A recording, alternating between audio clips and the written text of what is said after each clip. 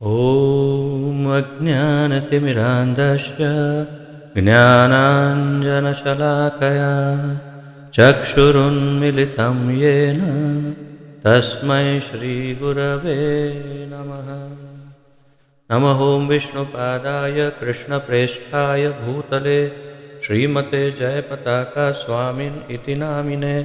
नमो आचार्यपादाय निताय कृपाप्रदायने गौरकथाधामदाय नगरग्रामतारिणे। नमः ॐ विष्णुपादाय कृष्णप्रेष्ठाय भूतले श्रीमते भक्तिवेदान्तस्वामिन् इति नामिने। नमस्ते सारस्वते देवे गौरवाणी प्रचारिणे निर्विशेषशून्यवादी पाश्चात्यदेशतारिणे। जय श्री कृष्ण चैतन्य प्रभु नित्यानंद श्री अद्वैत गदाधर श्रीवास आदि गौर भक्तवृंद।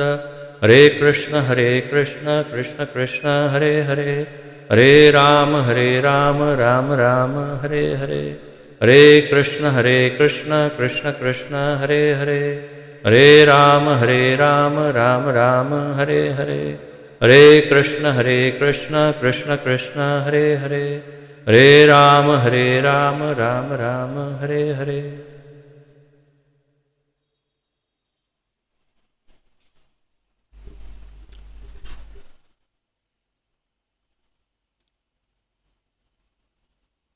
कलयुग पावन जगदोद्धारक कलयुग युग धर्म श्री हरिनाम संकीर्तन की जय।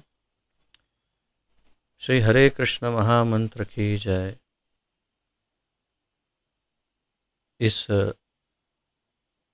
युग के एकमात्र उद्धारक तारक श्री हरिनाम प्रभु की जय। मंत्र रूप में प्रकट हुए परम भगवान श्री कृष्ण की जय। नाम प्रभु की जय। और पतित पावन जगत गुरु श्रील प्रभुपाद की जय। पतित पावन गुरुदेव की जय। एकत्रित सभी वैष्णवों की जय। वांछा कल्पतरुभ्यश्च कृपा सिंधुभ्य एव च पतितानां पावनेभ्यो वैष्णवेभ्यो नमो नमः। आप सभी के चरणों में मेरा कोटि कोटि सादर दंडवत प्रणाम। अब जैसे कि आपको स्मरण है, हम सब एकत्रित हुए हैं बहुत ही महत्वपूर्ण ग्रंथ का अध्ययन करने के लिए, जिसका शीर्षक है श्री नामामृत, पवित्र नाम का अमृत। तथा इस अत्यंत महत्वपूर्ण ग्रंथ का अध्ययन हम सम्मिलित रूप से काफ़ी समय से कर रहे हैं, किंतु मैं हर बार आपको इसका परिचय देता हूँ और हर बार आपको मैं बताता हूँ कि ये ग्रंथ का जो है मूल स्रोत क्या है। तो इस ग्रंथ का मुख्य स्रोत है श्रील प्रभुपाद जी द्वारा लिखित अनेक ग्रंथ में उल्लेखित भगवान के पवित्र नामों का जो महत्व है, उसका जहाँ जहाँ उल्लेख किया है, वो सब एकत्रित करते हुए इस ग्रंथ की रचना की गई है। मुख्य रूप से अगर कहा जाए तो हरे कृष्ण महामंत्र तथा कलयुग पावन हरिनाम संकीर्तन का जहाँ जहाँ वर्णन श्रील प्रभुपाद जी ने किया, एक एक को चुन चुन करके सब कुछ एकत्रित करके इस ग्रंथ में लिखा गया है। अर्थात इस ग्रंथ का अध्ययन, मात्र इस ग्रंथ का अध्ययन इतना शक्तिशाली है कि हमारे जीवन की सारी विपत्तियों को दूर करके हमें परम गंतव्य भगवान श्री कृष्ण के परम धाम तक ले जाने की शक्ति केवल इस ग्रंथ के अध्ययन से संभव हो सकती है। तो इसीलिए इस ग्रंथ का अध्ययन हमारे लिए, बल्कि सभी वैष्णवों के लिए, चाहे किसी भी संप्रदाय के वैष्णव क्यों न हो, सभी के लिए ये परम आवश्यक और परम महत्वपूर्ण है। तो आइए आगे बढ़ते हैं जहाँ से हमने विराम लिया था पिछली बार। मैं स्क्रीन शेयर करता हूँ आपके साथ। और स्क्रीन है ही नहीं। क्षमा चाहता हूँ, कुछ कहीं गड़बड़ है।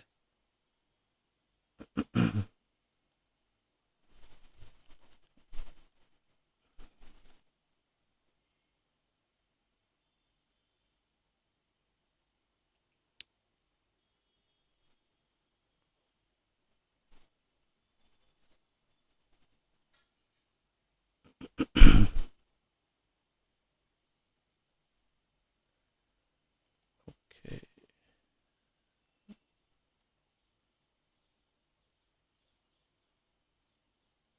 श्री नामामृत।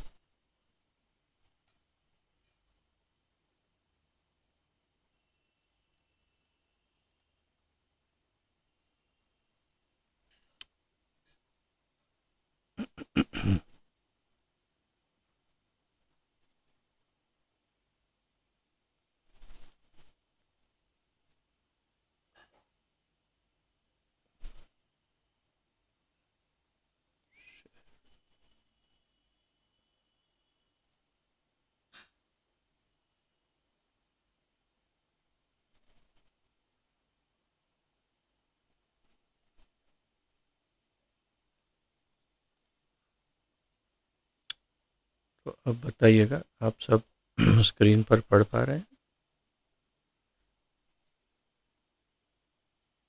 ओके। तो प्रथम अध्याय जो है, उस प्रथम अध्याय का ये सातवां अध्याय, उसके अंदर का लघु अध्याय जो है उसका हम अध्ययन कर रहे हैं, और उसका ये लघु शीर्षक है।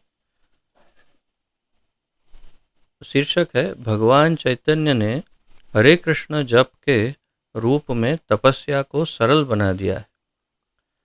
तो हर बार मैं आपसे निवेदन करता हूँ कि अ, जो कलयुग का युग धर्म है वो इतना ज़्यादा सरल है, इतना अधिक सरल कि मान लो कि सबसे बड़ी लॉटरी लग गई हो, इससे सरल लॉटरी और कोई लग ही नहीं सकती या हो ही नहीं सकती। इतना सरल ये कलयुग का युग धर्म है। इसमें करना क्या है? इसमें केवल हरिनाम संकीर्तन करना है और जप करना है। पूर्व युगों में क्या किया करने के लिए कहा गया? सबसे पहले सत्य युग में भगवान विष्णु पर ध्यान लगाने के लिए कहा गया। कृते यद ध्यायतो विष्णु, कितने समय तक? 60,000 वर्ष तक। फिर त्रेता युग आया जिसमें भगवान श्री रामचंद्र पधारे। उसमें क्या करने का युग धर्म था? हवन, होम या यज्ञ करने का युग धर्म था। कितने समय तक? 6,000 वर्ष तक। तो 6,000 वर्ष तक यज्ञ करिए, तब जाकर आप ठाकुर जी को प्राप्त कर सकते हैं, भगवान की प्राप्ति, सर्वोच्च सिद्धि प्राप्त कर सकते हैं। उसके पश्चात द्वापर युग आया। द्वापर युग में क्या युग धर्म था? द्वापरे परिचर्यायाम। द्वापर युग में परिचर्या करना, अर्थात कि जो ठाकुर जी भगवान विष्णु, नारायण, कृष्ण, उनके श्री विग्रह की स्थापना करना, मंदिर बनाना और उनके विग्रह की सेवा करना, उनके चरणों की सेवा करना, उसे कहते हैं परिचर्या। तो वो परिचर्या करना कितना समय? 600 वर्ष तक। और फिर कलयुग आया। कलयुग में क्या युग धर्म बताया? आपके जीवन के 60% समय तक आपको हरिनाम संकीर्तन करना है। तो पहले 60,000, फिर 6,000, फिर 600, और अब 60 वर्ष, या तो फिर जितना आपका समय हो उसमें से 60%। तो ऐसा क्यों? पहले 1,00,000 वर्ष तक की आयु थी सत्ययुग में, तो उसमें 60,000 वर्ष यानी 60% आपको युग धर्म का पालन करना होता था। फिर 10,000 वर्ष की आयु होती थी औसतन, यानी एक अंदाज, अर्थात या तो फिर ऐसा कहिए कि एक एवरेज निकाली जाए पूरे त्रेता युग की, तो 10,000 वर्ष की आयु श्री रामचंद्र जी ने 13,000 वर्ष तक अयोध्या पर राज्य किया, ऐसा वाल्मीकि रामायण बताती है हमें। तो उसमें से 6,000 वर्ष यानी 60% आपके आयुष्य का उतना यज्ञ करना था। फिर त्रेता युग, द्वापर युग में 1,000 वर्ष की आयु, उसमें से 600 वर्ष तक आपको युग धर्म का पालन करना। तो क्या करना था उसमें? उसमें आपको भगवान के श्री विग्रह की स्थापना करना और 600 वर्ष तक उसकी परिचर्या करना। लेकिन कलयुग में 100 वर्ष की आयु का एक एवरेज है, किंतु 100 वर्ष भी मनुष्य अब जी नहीं पाते। तो मान लो कि आप 70 वर्ष की आयु तक जीते हैं, तो उसमें 60%, अगर 100 वर्ष जीते हैं तो 60%, 150 वर्ष जीते हैं तो भी 60%। उतने समय तक आपको भगवान के नाम का संकीर्तन और जप करना, ये युग धर्म बताया गया है कलयुग में।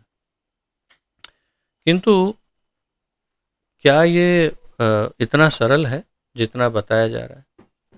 तो प्रभुपाद जी के गुरुदेव श्री श्रीमद श्रील भक्ति सिद्धांत सरस्वती ठाकुर गोस्वामी प्रभुपाद जी, उन्होंने बताया कि अगर आप प्रतिदिन 64 माला जप करते हैं प्रतिदिन, तो आप, अगर वो भी फिर आप 50-60 वर्ष तक करते हैं, तब आप युग धर्म का पालन किया, ऐसा माना जाएगा, तब आपको उसका फल प्राप्त होगा। किंतु जब हमारे इस्कॉन के संस्थापक आचार्य, कृष्ण भावनामृत आंदोलन के संस्थापक आचार्य श्री श्रीमद श्रील अभय चरणारविंद भक्ति वेदांत स्वामी श्रील प्रभुपाद जी, वे जब प्रकट हुए और उन्होंने जब प्रचार प्रारंभ किया, तो कई अमेरिकी भक्तों ने उनका शिष्यत्व स्वीकार किया और उन्होंने पूछा प्रभुपाद जी को कि हमें क्या करना होगा। प्रभुपाद जी ने कहा 64 राउंड्स हरे कृष्ण महामंत्र जप, 64 माला हरे कृष्ण महामंत्र का जप करना है आपको प्रतिदिन। तो थोड़े समय के बाद शिष्य आए, उन्होंने कहा कि प्रभुपाद जी, ये इतनी सारी सेवाएं भी करनी है, प्रचार भी करना है, और फिर 64 माला जप करना है, थोड़ा कठिन पड़ रहा है। प्रभुपाद जी ने कहा ठीक है, 32 माला हरे कृष्ण महामंत्र का जप करिए। थोड़े समय तक सबने किया होगा, बहुत प्रयास किया, नहीं हो पा रहा था। पुनः आए सभी शिष्य मिलकर प्रभुपाद जी के पास। प्रभुपाद जी ने कहा ठीक है, 16 माला जप करिए प्रतिदिन, 4 नियम का पालन करिए और प्रचार करिए, ठाकुर जी की सेवा कीजिए, और आप गोलोक धाम जाने के अधिकारी हो जाएंगे। थोड़े समय के बाद शिष्य फिर से आए, उन्होंने कहा प्रभुपाद जी 16 माला जप नहीं हो रहा, नथिंग डूइंग, अब कुछ नहीं हो सकता, कम से कम 16 माला जप तो करना ही है, इससे कम नहीं होगा, इसलिए अब दोबारा मेरे पास नहीं आना, और आपको 16 माला जप करना है, वो भी मैंने आपको स्पेशल डिस्काउंट दिया है, वो मेरी जिम्मेदारी से दिया है। अर्थात कि युग धर्म है 60%, जो लाइफ का 60%, यानी आपको प्रतिदिन 64 माला और 60 वर्ष तक जप करना, तब आपको आपका इसका लाभ प्राप्त होगा। लेकिन मैं अपनी पर्सनल गारंटी पर आपको इसका चौथा हिस्सा, 1/4 केवल करने के लिए कह रहा हूँ, यानी 60% नहीं, केवल आप 15% कर रहे हैं, तो आपको ठाकुर जी के धाम जाने का आपका अधिकार हो जाएगा। या 25% कहिए, 25%, चौथा हिस्सा 100 में से, यानी परसेंटेज में 25%, माला में से 16 माला, केवल 16 माला जप प्रतिदिन, यानी लगभग 27,000 नाम जप प्रतिदिन, नाम, ठीक है, उतना ही करना है। और हरे कृष्ण महामंत्र कितना है? 1728 बार हरे कृष्ण महामंत्र का जप प्रतिदिन करने से आपको युग धर्म पालन का फल मिल जाएगा, 4 नियम का पालन करना है और मैं आपको गोलोक धाम पहुंचा दूंगा। प्रभुपाद जी ने यहाँ तक कहा कि आपकी अधिकारिता इसमें सिद्ध नहीं होती, लेकिन मैं पीछे के रास्ते से बैक डोर एंट्री करा के आपको गोलोक धाम ले जाऊंगा, ये मेरा वचन है। तो इतना सरल करने वाले केवल एक अति सिद्ध, और सिद्ध भी क्या कहें, सिद्धि क्या होती है, लेकिन भगवान के अपने पार्षद या उनके शक्ति आविष्ट अवतार ही कह लीजिए, तो भगवान स्वयं शक्ति आविष्ट अवतार में प्रभुपाद जी के रूप में आकर वे हमें इतना सरल रास्ता बता गए। और इसका मूल स्रोत कहाँ है, ये प्रेरणा किसने दी, तो ये शीर्षक कह रहा है भगवान चैतन्य ने हरे कृष्ण जप के रूप में तपस्या को सरल बना दिया। तो अर्थात ये श्री चैतन्य महाप्रभु तथा हमारे श्रील प्रभुपाद जी का ये मिला जुला हमें उपहार है, गिफ्ट है। तो इसे दिवाली गिफ्ट समझिए और करिए। मैं वही देख रहा था कि मैंने बताया सबको कि जब तक मैं वीडियो ऑन ना करूं तब तक कीर्तन जारी रखना है। माता जी ने 4-5 लाइन गाया होगा, फिर जयकारा बुला दिया और बाकी सब भक्त देखते रहे। उन्होंने माता जी को कहा भी नहीं, माता जी प्रभु जी ने कहा है कि जब तक वीडियो ऑन न करें तब तक हरे कृष्ण कीर्तन जारी रखना है। तो सब लोग एकदम जैसे कोई शोक सभा में बैठे हो ऐसे सुन्न होकर बैठे रहे जब तक मैं नहीं आया। अब ऐसे करेंगे तो फिर युग धर्म हो चुका और आपका धाम गमन हो चुका। कीर्तन में रुचि नहीं होगी, अंदर से वो उत्कंठा, ये उल्लास और क्या कहते हैं, एक प्रेम, उत्साह, ये सब नहीं दिखेगा भगवान के नाम के प्रति, तब तक जाना मुश्किल है। मैं कई बार सोचता हूँ कि इतने सारे हरे कृष्ण भक्त हैं, इसमें से कितने भक्त वास्तव में भगवान के धाम पहुंच पाएंगे। अच्छा चलो, प्रभुपाद जी ने तो यहाँ तक कहा था, प्रभुपाद जी ने कि मेरे जो शिष्य हैं उनमें से अधिकतर तो स्वर्गलोक ही जाएंगे, क्योंकि बहुत अच्छा सब कर रहे हैं लेकिन वास्तविक जो चाहिए वो नहीं कर पा रहे हैं, ऐसा उन्होंने एक बार कहा था।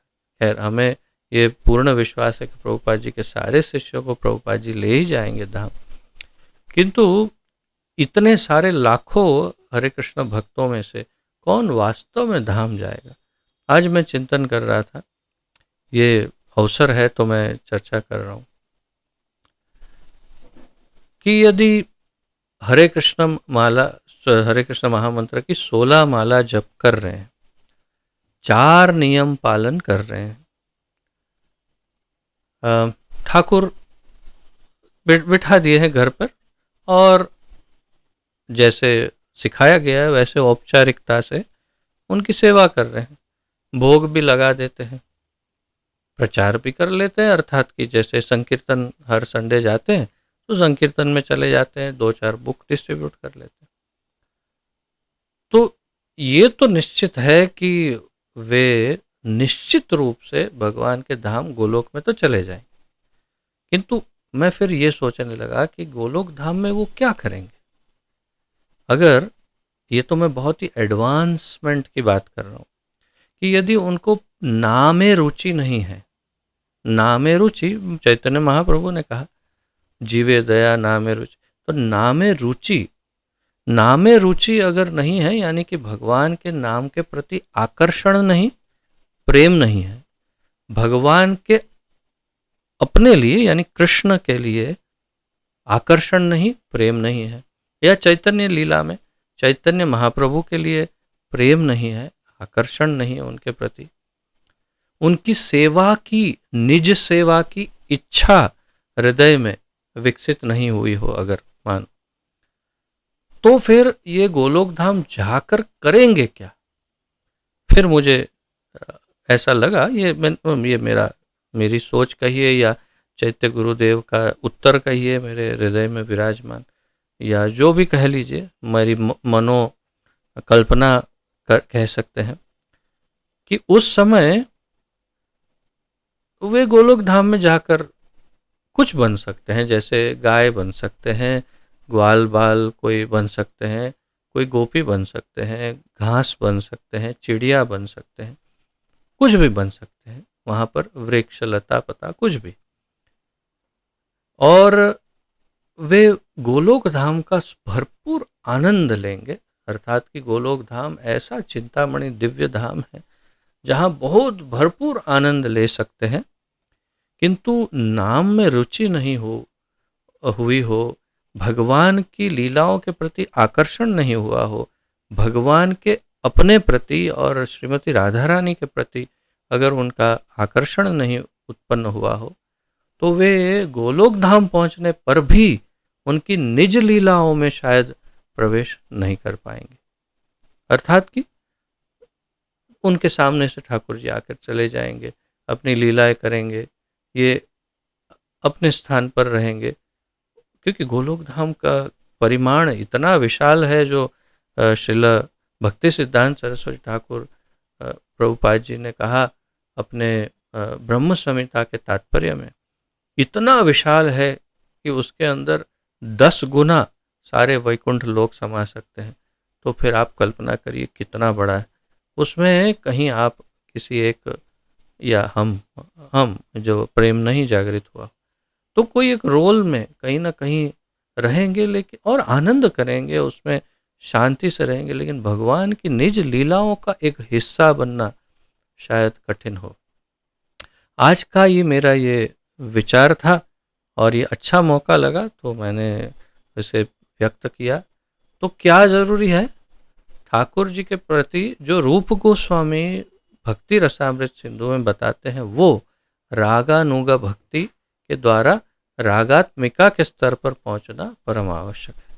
अर्थात भगवान की लीलाओं का चिंतन करते हुए और भगवान के दिव्य नामों में प्रेम जागृत करके, नाम के प्रति रुचि उत्पन्न करके, प्रेम पूर्वक नाम जप, यानी जब जप किया या कीर्तन किया तो आंख में से अश्रुधारा बही, विरह का भाव उत्पन्न हुआ, भगवान की उन दिव्य लीलाओं के प्रति आकर्षण उत्पन्न, इतना तीव्र आकर्षण उत्पन्न हुआ कि उनकी लीलाएं सुन के या तो उसका चिंतन करके हृदय फट जाए, जैसे लगे विरह हो जाए कृष्ण के प्रति, राधा रानी के प्रति, उन ब्रज गोपियों के प्रति।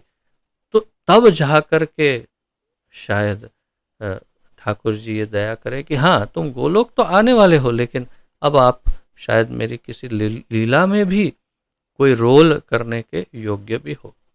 तो उसके लिए रूप गोस्वामी ने मार्गदर्शन दिया है भक्ति रसामृत सिंधु में रागानुग भक्ति का, और उसका अनुशीलन करते हुए नाम के प्रति प्रेम होगा, तब हम नेक्स्ट लेवल पर जा सकते हैं। जैसे कई बाबा लोग बताते हैं कि आपको हम निकुंज में प्रवेश करा देंगे, ठाकुर जी और राधा रानी जहाँ अकेले हो वहाँ पर हम आपको कोई मोर तोता बना देंगे और आप उनके आनंद। बाबा जी की बातें बाबा जी लोग जाने, लेकिन अगर वास्तव में आप भगवान की किसी सामान्य लीला में ही जाना चाहते हो, बलराम का एक मित्र ही बनना चाहते हो, तो भी उनके प्रति प्रेम विकसित करना आवश्यक है, और वो प्रेम नाम के द्वारा ही विकसित हो पाएगा। अगर नाम में रुचि होगी, नाम को आप अपना मूल आधार बनाएंगे, आत्मा बनाएंगे, जीवन बनाएंगे, तब जा करके आप उस प्रेम को विकसित कर पाएंगे। जो मेरा रियलाइजेशन है, जो मेरा आत्म साक्षात्कार, अर्थात वो वाला आत्म साक्षात्कार ऐसा नहीं, जो मेरा साक्षात्कार या ज्ञान या अनुभव जो है, उसके आधार पर मैं बता रहा हूँ।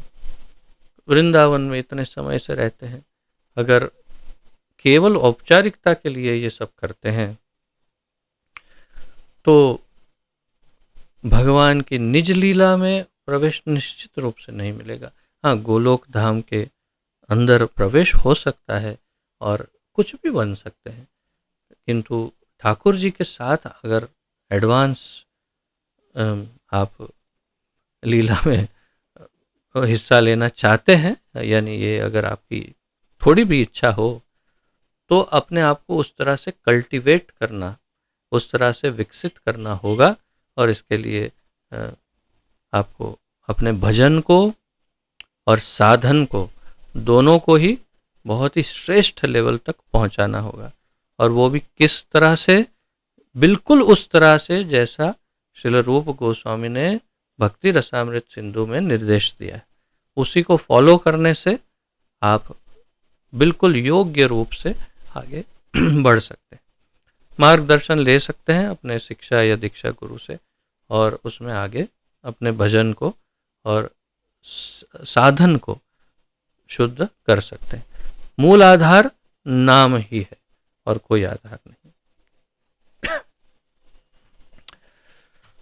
तो आगे बढ़ते हैं। श्रील प्रभुपाद जी जो यहाँ पर वर्णन कर रहे हैं उसको पढ़ते हैं। सामान्यतः लोग उन चीज़ों में रुचि रखते हैं जो तत्काल आनंद देती है। लोगों की रुचि किस में होती है?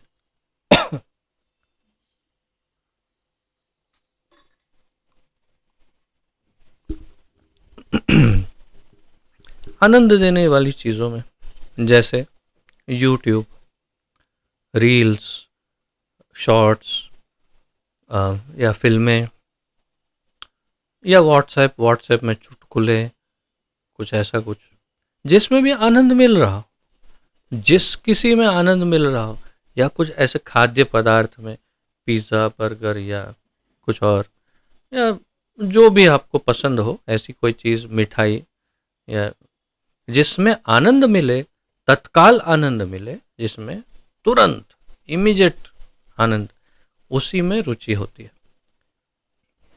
तो क्या साधन भजन में तत्काल आनंद मिल सकता है? क्वेश्चन मार्क, बड़ा प्रश्न चिन्ह आपके सामने मैं पूछ रहा हूं आपको कि क्या साधन भजन में आपको तुरंत आनंद मिल सकता है? मैं जानता हूं आप उत्तर नहीं देने वाले, इसलिए आपकी ओर से मैं ये उत्तर देता हूं। अगर योग्य रूप से, उचित ढंग से, जैसे बताया वैसे अगर भजन करेंगे तो तत्काल आनंद की प्राप्ति हो जाएगी। केवल एक बार नेत्र बंद करके, कान के अंदर ऐसे उंगलियां रख के, ताकि, या तो फिर ऐसे हाथ रख के, और फिर आप एकदम शांतिपूर्वक, आपके आसपास में कोई शोर ना हो तो ये ज़्यादा वर्क करेगा। आप बोलिए, हरे कृष्ण कृष्ण कृष्ण हरे हरे, हरे राम राम राम हरे हरे।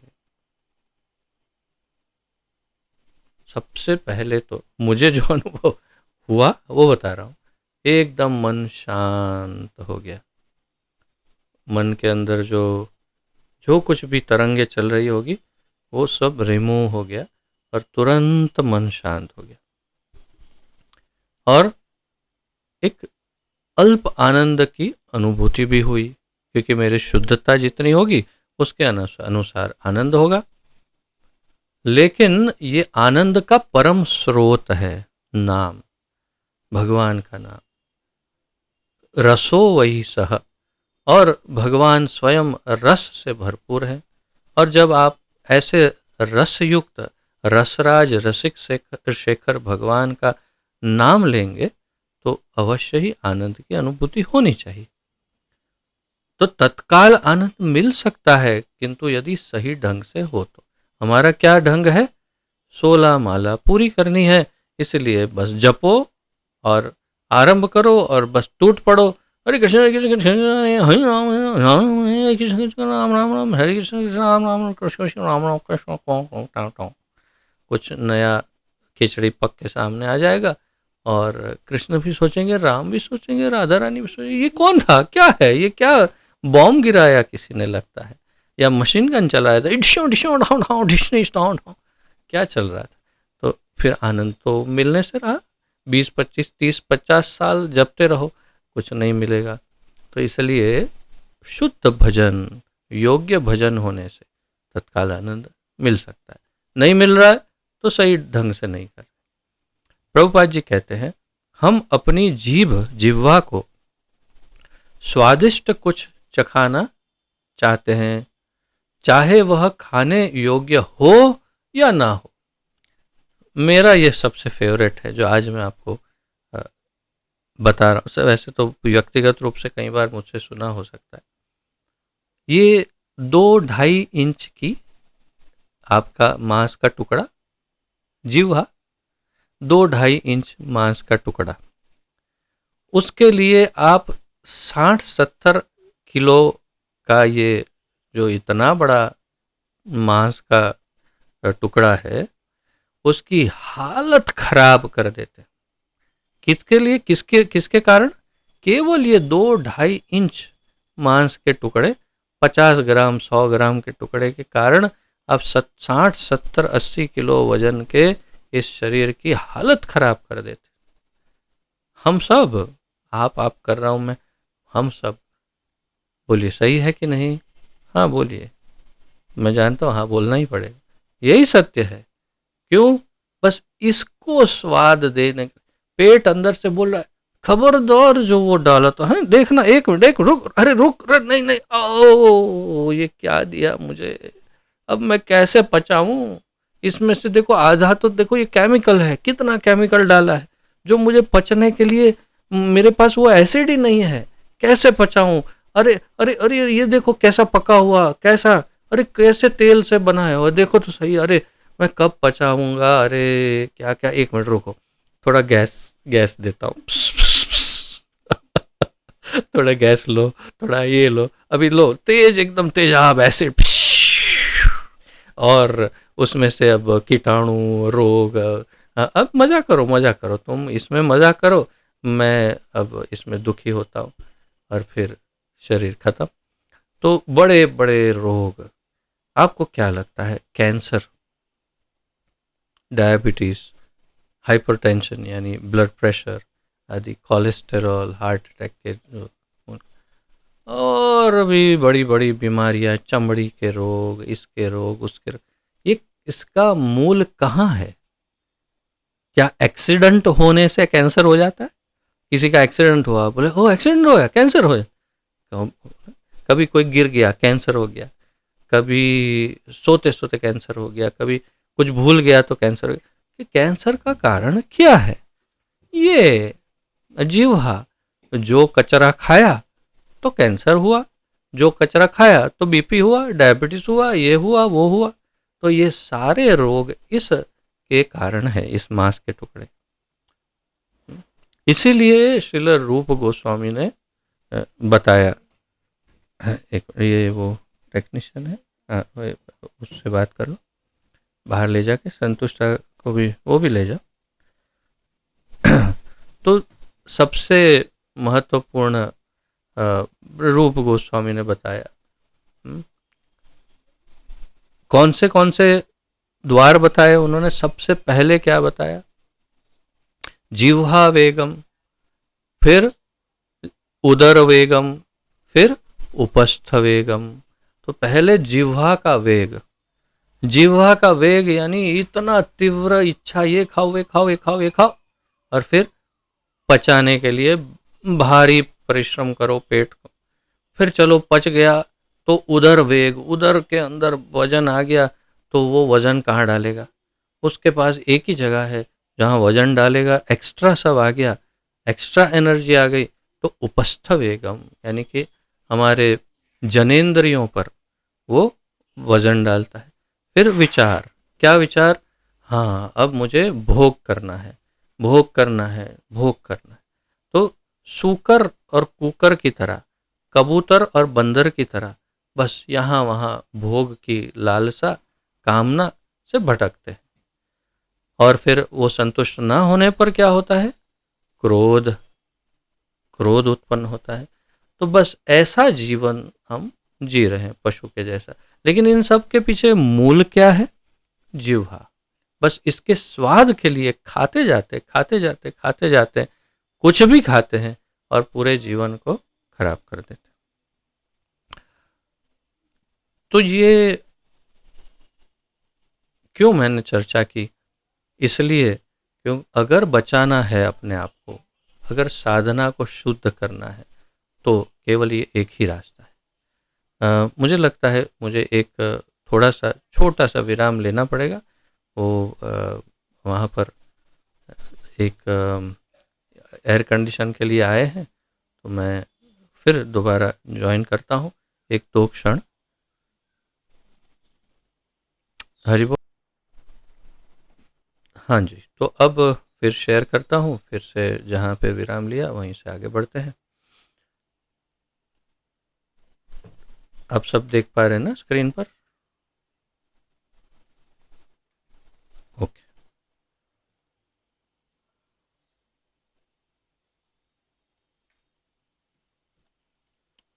तो प्रभुपाद जी बता रहे हैं कि हम अपनी जीभ को स्वादिष्ट कुछ चखाना चाहते हैं, चाहे वह खाने योग्य हो या ना हो।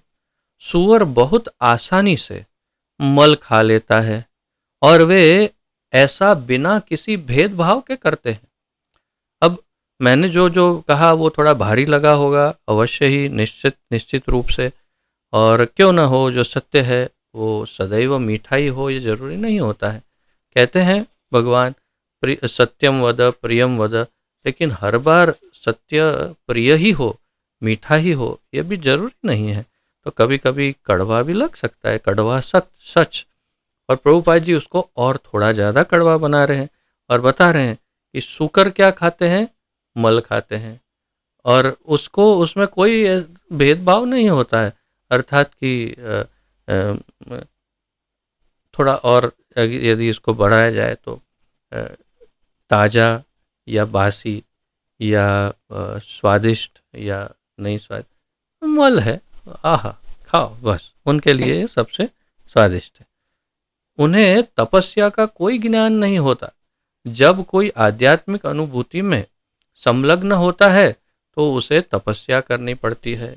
तो तब क्या सूकर के लिए, एक सूकर, कुकर के लिए, कुकर अर्थात कुत्ता और सूकर अर्थात जो पिग होता है, तो उनके लिए क्या कोई तपस्या का, या किसी भी अन्य मनुष्य को छोड़कर किसी भी अन्य प्रजाति में क्या तपस्या का कोई प्रावधान है? नहीं है। तो फिर वो क्या करेंगे? उनके लिए केवल एक ही मार्ग है, जो प्रकृति के अनुसार उनको जो करना चाहिए वो उनको करना होता है। नहीं करेंगे तो प्रकृति उन्हें अपने आप दंड देगी।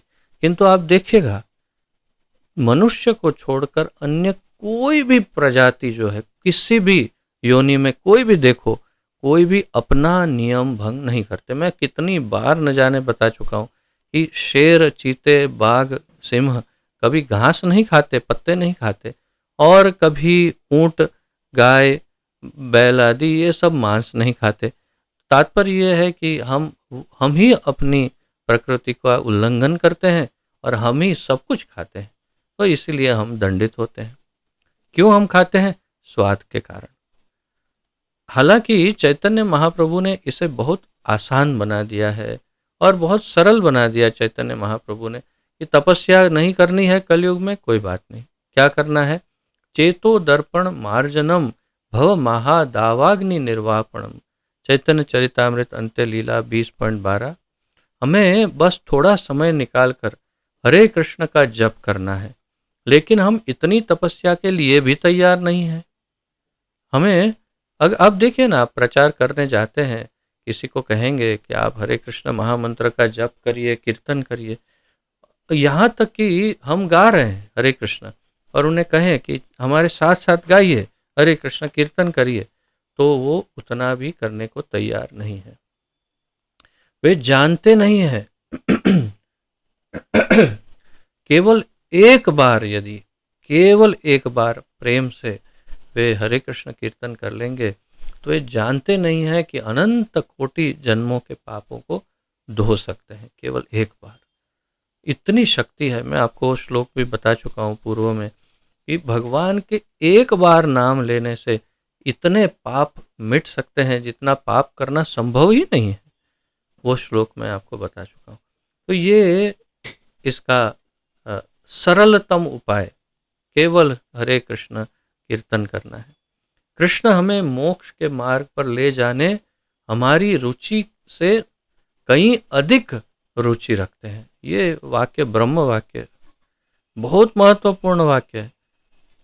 आपकी रुचि मोक्ष में जितनी हो, मुक्ति में, इस माया जाल से, इस जन्म मृत्यु के चक्र से मुक्त होने की आपकी और मेरी जितनी रुचि है, उससे कई गुना ज्यादा रुचि भगवान की है हमें मुक्त कराने में।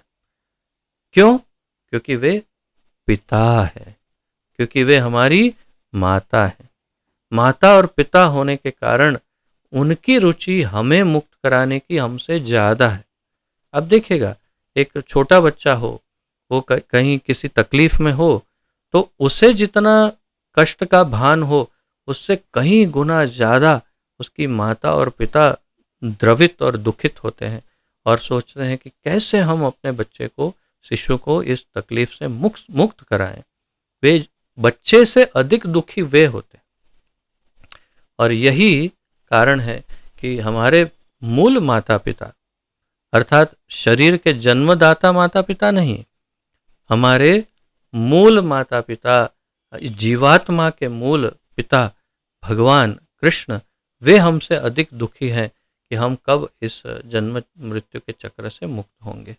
और इसीलिए वे चाहते हैं कि हम जल्द से जल्द इससे मुक्त होकर के उनके पास वापस जाएं, पिता के पास। किंतु ये हमारे लिए इतना सरल नहीं। क्या सरल नहीं? इस मोह माया को छोड़ना, और उनकी बातों पर हम विश्वास भी नहीं करते। वे कहते हैं हरे कृष्ण जपो, वो हमें सिखाने आ जाते हैं, क्लोज दिस डोर। तो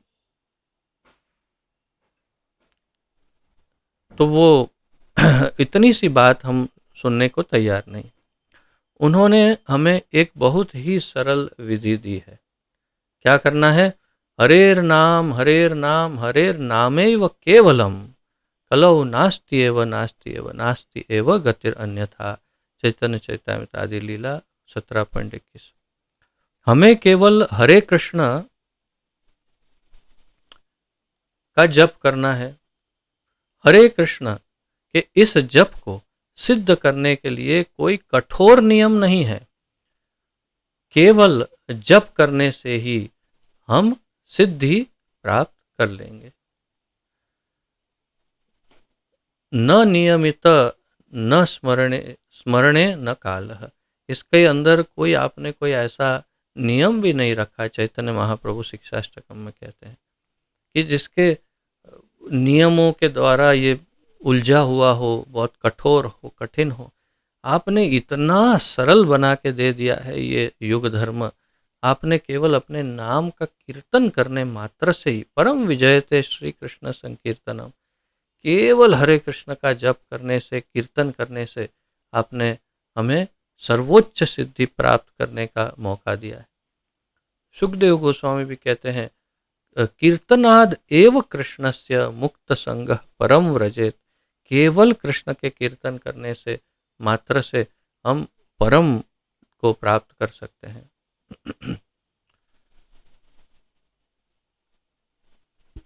अरे और तो और, यहाँ तक कि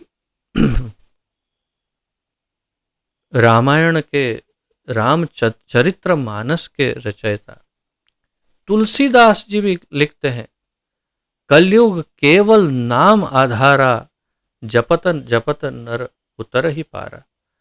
कलयुग में केवल नाम आधार है, उसको जपते रहो और आप पार उतर जाओगे। कबीर जी ये भी वही कहते हैं। और गुरु नानक जी ने 4 या 5 चार सूत्र दिए मेरे। उसमें उन्होंने कहा, केवल मुख्य सूत्रों जो दिए उन्होंने, उसमें से मुख्य एक सूत्र गुरु नानक जी जो सिखों के गुरु हैं, उन्होंने कहा नाम जपो, वंद चखो और कीरत करो। इस तरह से उन्होंने कुछ नियम दिए। नाम जपो, उसमें से एक मुख्य उन्होंने जो निर्देशन दिया वो नाम जपो। कौन नहीं कह रहा है? यानी मैं आपको अलग अलग जो संप्रदाय के या अलग अलग धर्म कहो, जो भी कहो, उनके गुरुओं ने भी कहा। शंकराचार्य का क्या कह रहे हैं, आदि गुरु शंकराचार्य कह रहे हैं, जो सबके जगत गुरु माने जाते हैं, वे शंकराचार्य कहते हैं, भज गोविंदम भज गोविंदम गोविंदम भज मूढ़मते। अरे मूढ़मती, गोविंद भज।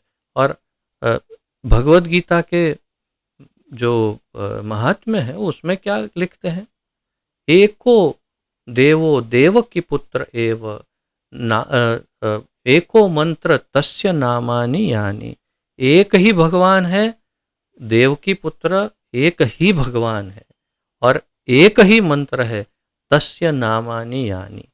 केवल उनका नाम जपना, ये एक ही मंत्र है और कुछ नहीं। यहाँ तक भी कहते हैं, कर्मापि एकम, कर्माप्य एकम, क्या है, कर्म अपि एकम तस्य देवस्य सेवा। कर्म अपि एकम, एक ही कर्म है, आपको कुछ कर्म करना है, एक ही कर्म है आपके पास, क्या, कृष्ण की सेवा, और कोई कर्म भी नहीं है आपके लिए, कोई और कर्म भी नहीं। कर्म अपि एकम तस्य देवस्य सेवा। तो जो परम भगवान कृष्ण और उनका नाम और उनके नाम का इतना महिमा, इतने सारे शास्त्र कह रहे हैं, इतने सारे संत कह रहे हैं, सिद्ध कह रहे हैं, महात्मा कह रहे हैं, तो फिर क्या कठिनाई है, और वो भी कितना सरल। करना क्या है, केवल हरे कृष्ण कृष्ण कृष्ण हरे हरे, हरे राम राम राम हरे हरे, इसका संकीर्तन और जप करना है, बस इतना सरल बना है। तो प्रभुपाद जी कह रहे हैं कि ये कर लो, और केवल इस जप के करने से हम सिद्धि को प्राप्त कर सकते हैं। ये देवहूति के पुत्र भगवान कपिल की शिक्षाएं, ये उनका ग्रंथ है प्रभुपाद जी का, कपिल मुनि की शिक्षाएं, कपिल देव की शिक्षा, उस ग्रंथ में से इसे लिया गया था। अगला लघु शीर्षक, इस युग में आध्यात्मिक ज्ञान तपस्या और कठिन तपस्या से नहीं, बल्कि हरे कृष्ण जप से प्राप्त होता है। आध्यात्मिक ज्ञान प्राप्त करना हो तो कैसे, कोई सामान्य तपस्या या कठोर तपस्या नहीं, केवल हरे कृष्ण के जप से। वो कैसे, देखिए, पूर्व युगों में लोग ज्ञान प्राप्ति के लिए अनेक तपस्याएं और कठिन तप करते थे, लेकिन इस युग में यह प्रक्रिया संभव नहीं है, क्योंकि हमारा जीवन बहुत छोटा है और हम सदैव अशांत रहते हैं। प्रायेण अल्प आयुष्य कलौ अस्मिन् युगे जना इत्यादि, ये जो श्लोक हमने कई बार इसकी चर्चा की। तो हमारा आयुष्य बहुत छोटा है और बहुत सारे काम हैं, बहुत सारे कार्य हैं, करने हैं, हमें कमा के यानी धन उपार्जन करके अपना परिवार चलाना है, बच्चों को पढ़ाना है, शादियां करवानी है, उन्हें कुछ अच्छा पढ़ाई लिखाई करके सब अच्छी तरह से हो वो कराना है, और बहुत सारी हमारे परिवार की जो इच्छाएं वो पूरी करनी है। एक अच्छा घर खरीदना है, बंगलो जैसा, गाड़ी तो खरीदने में हो सके वो खरीदना है, वो बहुत कुछ ये सब करना है। अच्छा, आप देखो इसमें से कई चीज़ें तो आपके पास है भी, तो भी भाग रहे हो, क्यों भाग रहे हो, पता नहीं है क्यों। हाँ, नहीं, अभी बच्चों की शादी बाकी है, अभी बच्चों का ये करना है, भविष्य। अच्छा, 50 लाख हो जाएगा, 50 लाख हो जाएगा, अरे बहुत है, ज़्यादा है, आ गया 50 लाख, बोले हाँ 50 लाख कम लग रहा है, इसमें क्या आएगा, एक अच्छा सा घर भी नहीं आ पाएगा ठीक से, और चाहिए, थोड़ा और मेहनत करनी। अच्छा करो, लगे रहो, मेहनत करते रहो। तो बिल्कुल एक गर्दभ संस्कृत में गर्दभ कहते हैं, यानी गधे की तरह बस लगे रहते हैं, करते रहते हैं, और अपने आत्म कल्याण के लिए, परिवार के आत्म कल्याण के लिए हम कुछ नहीं करते। ये हमारी दुर्दशा। तो इस युग में हम तपस्या कब करेंगे भाई, जब हम हरे कृष्ण ही नहीं जप सकते, तो तपस्या कब करेंगे, संभव नहीं। इसलिए प्रभुपाद जी कहते हैं कि इस युग की प्रक्रिया, कृष्ण भावनामृत की प्रक्रिया हरे कृष्ण जप है, जिसका सूत्रपात श्री चैतन्य महाप्रभु ने किया था। यदि इस प्रक्रिया से हम ज्ञान की अग्नि प्रज्वलित कर सकें तो हमारे कर्मों की सभी प्रतिक्रियाएं भस्म हो जाएंगी। दग्धो भस्मति यस्यताम गोविंद नाम दानेन, जैसे हमने वो श्लोक पढ़ा था। तो केवल भगवान के नाम से सभी हमारी प्रक्रिया के कर्म भस्म हो जाएंगे और हम शुद्ध हो जाएंगे।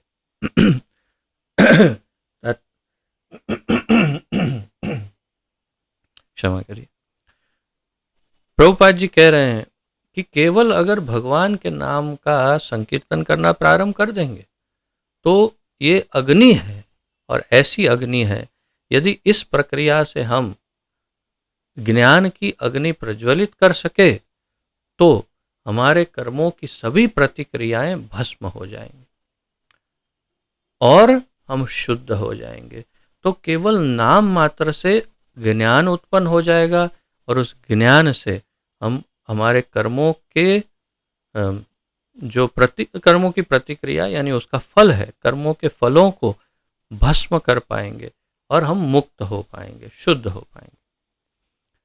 एक श्लोक यहाँ उद्धृत किया प्रभुपाद जी ने, जो यहाँ लिखा है, पता नहीं कैसा गूगल जी ने अनुवाद किया है अंग्रेजी से। न ही ज्ञानेन सदृशम पवित्रम इह विद्यते तत्स्वयं योग सिद्धि समसिद्धि ही काले नात्मानि विन्दति। मैंने चेक नहीं किया कैसा अनुवाद हुआ है। इस संसार में दिव्य ज्ञान के समान उदात्त और शुद्ध कुछ भी नहीं है। ज्ञान, शुद्ध ज्ञान यानी ज्ञान मार्ग में जो ज्ञान लिया जाता है वो नहीं, जिसमें वेदों का ज्ञान, यहाँ का ज्ञान, ये वो वाला नहीं। भगवान के विषयक ज्ञान, भगवान कौन है, मैं कौन हूँ, हमारा क्या संबंध है, और कैसे मैं अपने आप को प्रसन्न करूँ, कैसे भगवान को प्रसन्न करूँ, मेरा सुख किस में है, मेरा हित किस में है, मेरा वास्तविक स्वार्थ क्या है। ये ज्ञान यानी आत्मज्ञान, आध्यात्म ज्ञान, परमात्म ज्ञान, ये शुद्ध ज्ञान, तो वो दिव्य ज्ञान, उससे क्या हो सकता है, उसके समान उदात्त और शुद्ध कुछ भी नहीं। यानी हमें सर्वोच्च स्तर तक पहुंचाने वाला और शुद्ध करने वाला ज्ञान हो सकता है। ऐसा ज्ञान भगवद गीता में भगवान एक जगह पर कहते हैं, अपि चेदसि पापेभ्यः सर्वेभ्य पापकृत्तमः सर्वं ज्ञान प्लवेनैव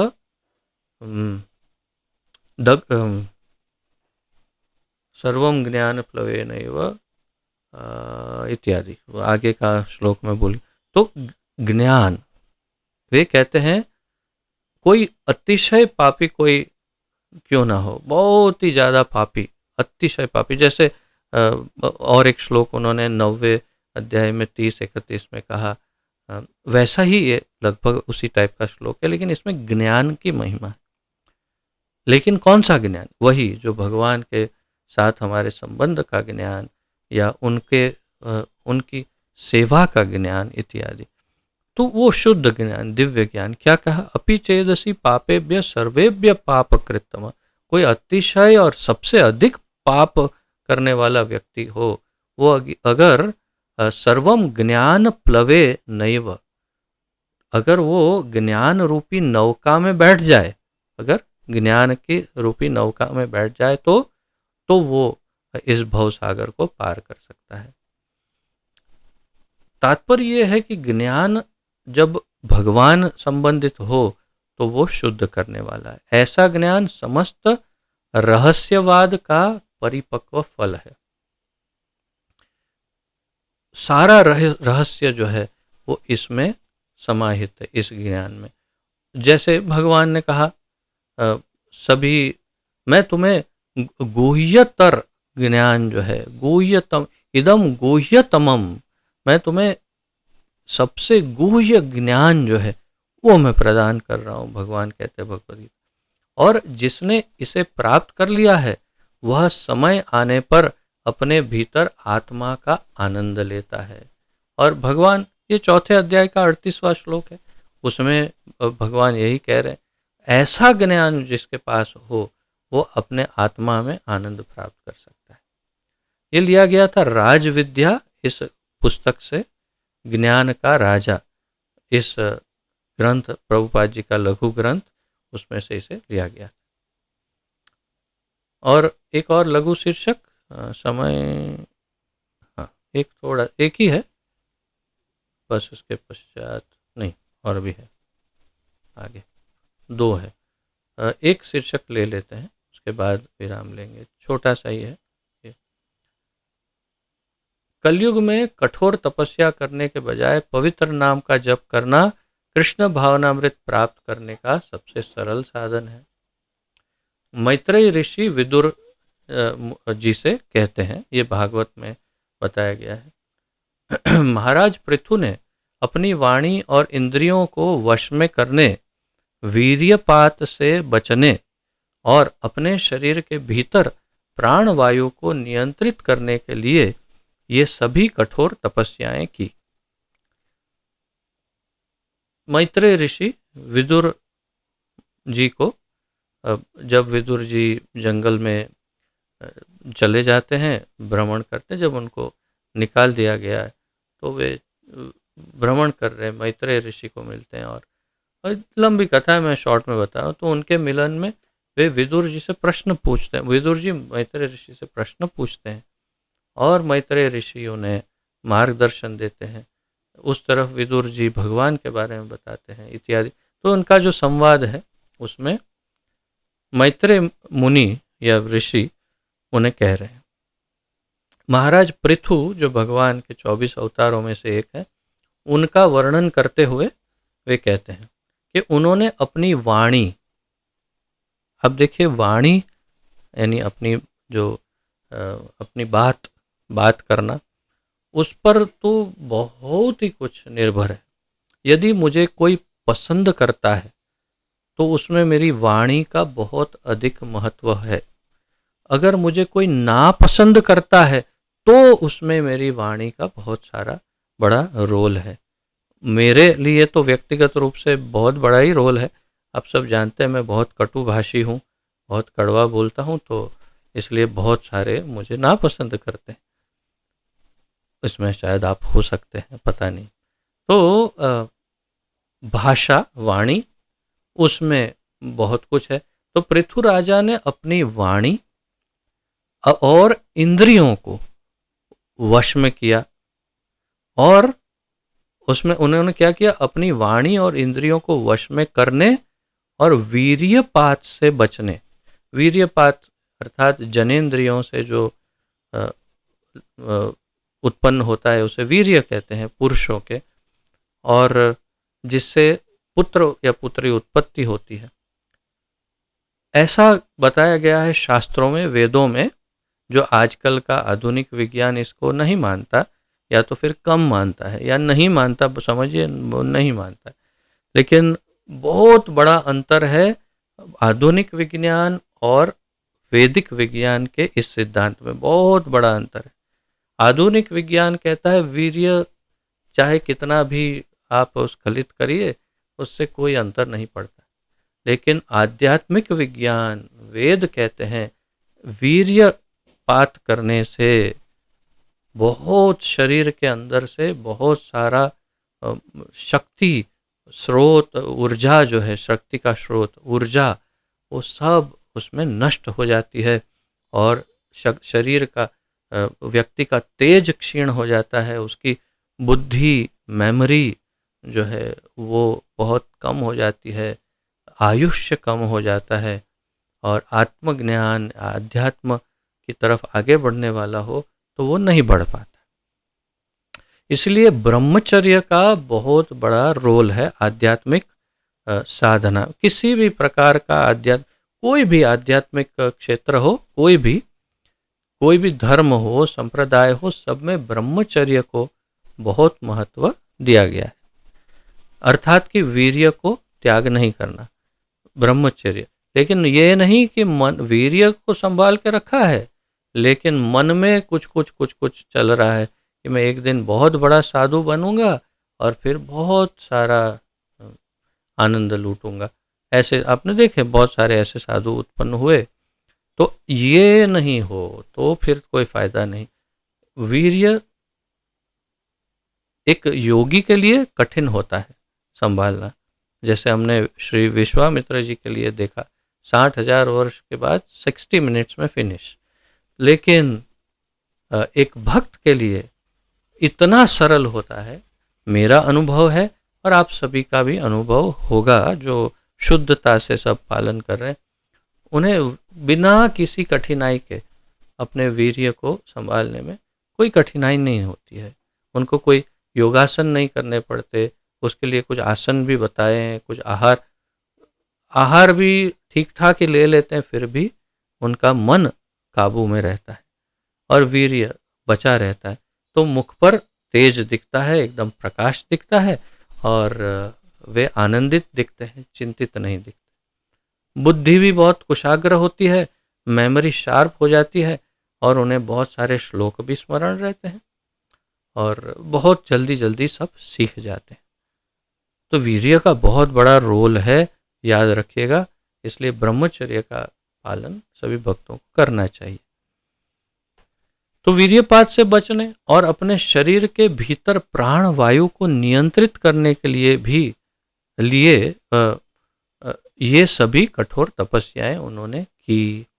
तो प्राण वायु को नियंत्रित करने और अंततोगत्वा कुछ सिद्धियों के लिए। प्रभुपाद जी आगे लिखते हैं, यह सब उन्होंने कृष्ण की संतुष्टि के लिए किया, उनका कोई अन्य उद्देश्य नहीं था। यही सबसे बड़ा अंतर होता है एक सामान्य योगी और एक भक्ति योगी में। भक्त चाहे किसी भी योग का अनुशीलन करे, वो ध्यान योग करे, कर्म योग करे, ज्ञान योग का सहारा ले या सीधा सीधा भक्ति भजन प्रणाली से भक्ति योग ही करे, चाहे कैसा भी करे, लेकिन उसका उद्देश्य कृष्ण की संतुष्टि तथा केवल एक ही कृष्ण की ही संतुष्टि, मात्र कृष्ण की संतुष्टि, एक ही उद्देश्य होता है, भगवान को संतुष्ट करना। और यही अंतर है अन्य योगियों में और पृथु राजा में, पृथु महाराज भगवान। तो वे भगवान कृष्ण की संतुष्टि के लिए उन्होंने ये सब कुछ किया। कलयुग में निम्नलिखित सुझाव दिया गया है और इसलिए कलयुग में अगर ये सब करना हो तो बहुत सरल है। ये सब करने की आवश्यकता कम है, यानी इतनी कठोर तपस्या करने की जरूरत नहीं है। क्या करना है? हरेर नाम हरेर नाम हरेर नाम एव केवलम कलो नास्ति एव न अस्ति एव न अस्ति एव गतिर अन्यथा। चैतन्य चरितामृत 17.21 जो मूल रूप से बृहन नारदीय पुराण का श्लोक है। तो ये आज का विषय था। यही विषय आगे जारी रहेगा, हम और इसकी चर्चा आगे कल जारी रखेंगे। तो यहाँ पर विराम लेते हैं। किसी का यदि कोई प्रश्न हो, उत्कंठा हो तो प्रस्तुत कर सकते हैं। आपका स्वागत है। तो दिवाली का असर दिखाई दे रहा है। काफ़ी कम भक्त जुड़े हैं आज, मात्र 16 भक्त जुड़े हैं। जहाँ 25-27 भक्त जुड़ते हैं वहाँ केवल 16 भक्त जुड़े हैं। ये बड़ा दुर्भाग्य है। उसमें एक मैं हूँ, एक मेरी पत्नी है, तो 2 तो वहीं माइनस हो गए, बाकी रहे 14 भक्त। तो आप सब बहुत महान हैं। वास्तव में मजाक नहीं कर कि आप आज इतने काज के बीच में भी आए हैं। आप सबका मैं बहुत स्वागत करता हूँ।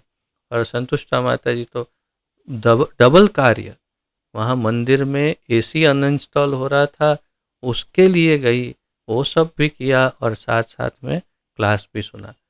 देखिए कितना मल्टीटास्किंग कर सकते हैं हम, है ना। तो ये सब भक्तों के ये संभव है। तो किसी का कोई प्रश्न है?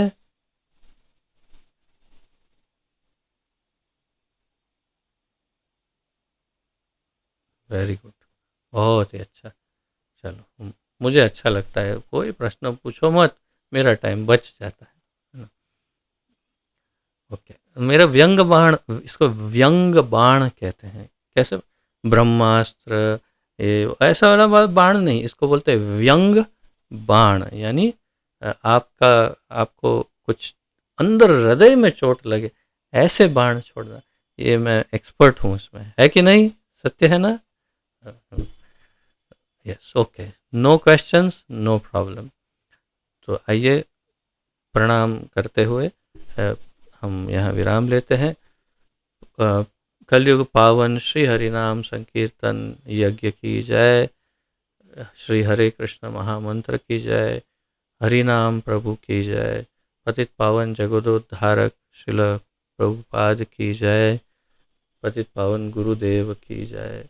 वांछा कल्पतरुभ्यश्च कृपा सिंधुभ्य एव च पतितानां पावनेभ्यो वैष्णवेभ्यो नमो नमः। आप सभी के चरणों में मेरा कोटि कोटि दंडवत प्रणाम तथा आप सबका बहुत बहुत बहुत धन्यवाद। हरे कृष्ण। और बने रहिएगा। अब हम गुरु महाराज के लिए प्रार्थना सभा प्रारंभ करेंगे। हरे कृष्ण, धन्यवाद।